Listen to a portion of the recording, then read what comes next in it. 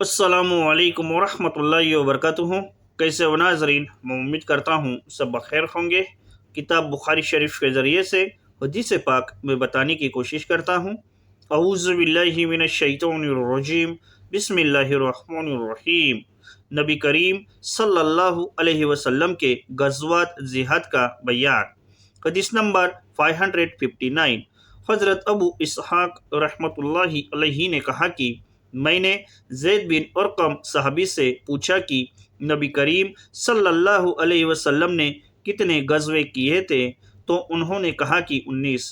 मैंने पूछा आप रसूल करीम सल्लल्लाहु अलैहि वसल्लम के साथ कितने गज़वात जंगों में शरीक रहे, तो उन्होंने कहा कि 17 में। मैंने पूछा आपका सबसे पहला गज़वा कौन सा था, उन्होंने कहा अशीरा। वजाहत: गज़वा उस जिहाद को कहा जाता है जिसमें हुजूर पाक सल्लल्लाहु अलैहि वसल्लम ने खुद शिरकत की हो, और सरिया उस जिहाद को कहते हैं जिसमें आपने खुद शिरकत न की हो। हदीस नंबर 560। हज़रत अब्दुर्रहमान बिन औफ रज़ी अल्लाह अन्हु ने कहा कि जंगे बदर के दिन मैं सफ़ में खड़ा था। मैंने निगाह फेरी तो देखा कि मेरे दाएं बाएं दो नौजवान अंसारी लड़के हैं। मुझे उन लड़कों को देखकर डर पैदा हुआ। उनके दाएं बाएं रहने से इत्मीनान जाता रहा। इतने में उनमें से एक चुपके से, जिसकी खबर उसके साथी को न हो, मुझसे पूछने लगा, चाचा अबू जहल को मुझको दिखा दो, वह कौन शख्स है?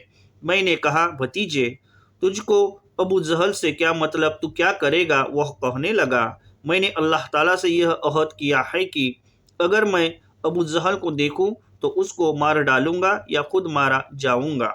फिर दूसरे ने भी इसी तरह चुपके से, जिसकी खबर उसके साथी को न हो, मुझसे यही पूछा।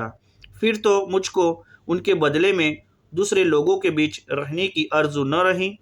आखिर मैंने उनको इशारे से बतला दिया कि यही अबू जहल है।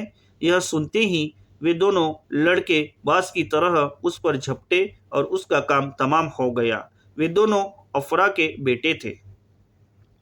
हदीस नंबर 561। हज़रत रिफ़ाह बिन राफ़े रज़ी अल्लाह अन्हु से रिवायत है कि हज़रत जिब्राइल अलैहिस्सलाम नबी करीम सल्लल्लाहु अलैहि वसल्लम के पास आए, कहने लगे, आप बदर वालों को क्या समझते हैं? आपने फरमाया, सब मुसलमानों में अफजल है।